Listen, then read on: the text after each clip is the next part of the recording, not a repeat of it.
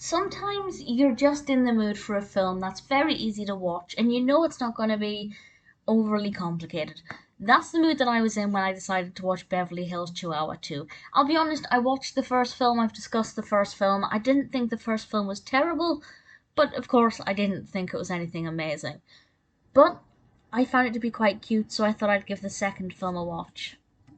The puppies in this are absolutely adorable, but unfortunately, that's pretty much where the happiness ends.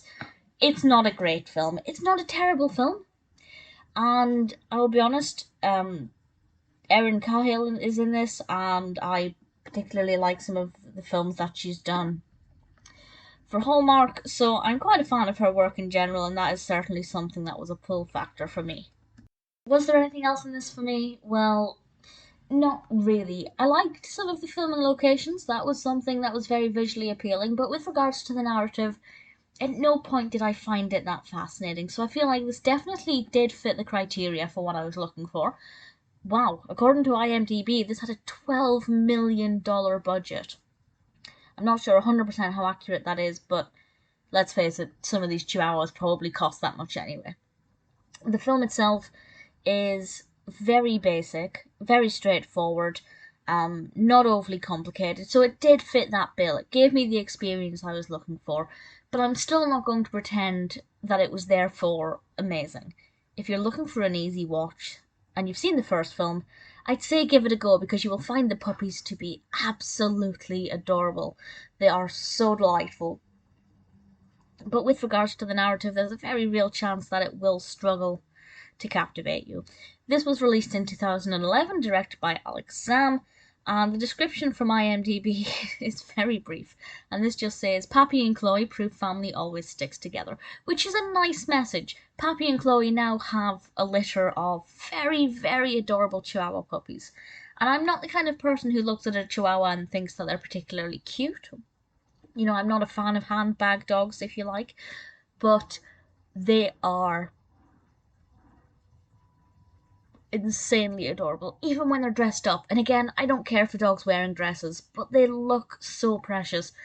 And there's a particular scene that I found to be quite delightful, and this is where I found my enjoyment in watching these puppies performing. I'm assuming that, you know, they were treated well on set and everything. I would like to think that Disney would be very kind to the animals that are working for them. There's a particular scene where I think 4 puppies are in a line and they're all digging in the soil at the same time, and I don't know how they got them to do that, but it's absolutely adorable and synchronized beautifully. The puppies are very talented little actors. I really enjoyed watching the dogs, but the narrative, not so much. There are various pitfalls that this family of dogs have to come up against, while their owners also have problems that they encounter and have to deal with. It's cute.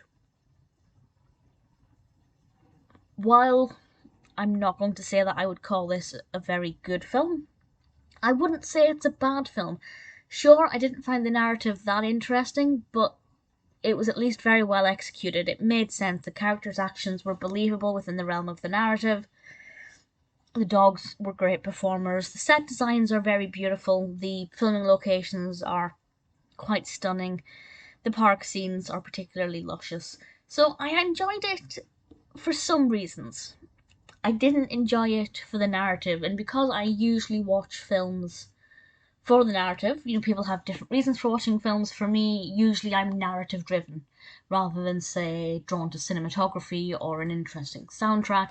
Usually it's the narrative that compels me first and foremost, and that definitely wasn't the case here. But visually it's very beautiful.